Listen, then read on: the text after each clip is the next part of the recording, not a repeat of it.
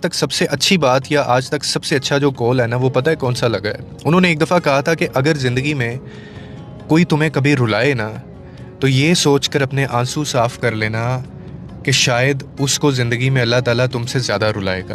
یہ سوچ کر تم اپنے آنسو صاف کر لینا، بدلے کی آڑ میں مت جینا۔ یہ اتنی خوبصورت بات ہے اور یہ اتنی ہیلنگ ہے نا، اپنے آپ میں یہ اتنی ہیلنگ چیز ہے۔ اور میں نے اکثر لوگوں کو دیکھا ہے، لوگوں کو جب دھوکہ دیتا ہے کوئی یا ان کو رلاتے ہیں، ان کو تکلیف دیتے ہیں نا، تو وہ ساری زندگی ایک بدلے کی آڑ میں جیتے ہیں۔ ہمیں کبھی بھی کسی سے بدلہ لینے کا نہیں کہا گیا، اور آپ اگر ایسا کرتے ہیں تو اس سے اگلے انسان کا کچھ نہیں جاتا۔ میں نے بارہا اپنی ویڈیوز میں، باتوں میں اس چیز کا بھی تذکرہ کیا، کہا بھی میں نے اس چیز کا بہت بار کہ سب سے اچھا جو رسپانس ہے، سب سے اچھا جو جواب ہے نا، وہ تھپڑ نہیں ہے، وہ آپ کی چپ ہے، وہ آپ کی خاموشی ہے، وہ آپ کا منہ پھیر لینا ہے۔ یہ سب سے اچھا جواب اور سب سے اچھا تھپڑ ہو سکتا ہے کسی کے لیے۔ اور آپ جب ایسا کرتے ہیں نا، تو آپ پھر اپنا معاملہ اس کے اوپر چھوڑتے ہیں۔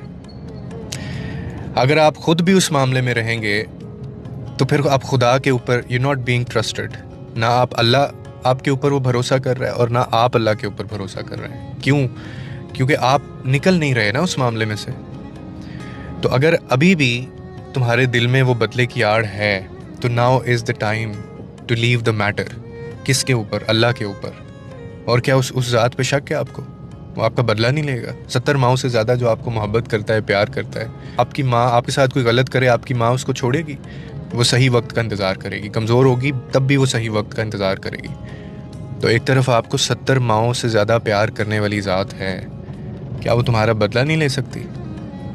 لیکن اس سے بھی زیادہ ضروری یہ ہے کہ وہ یہ چاہتی ہے، وہ ذات یہ چاہتی ہے کہ پہلے یو ہیل یور سیلف، آپ پہلے نکل آئیں اس میں سے۔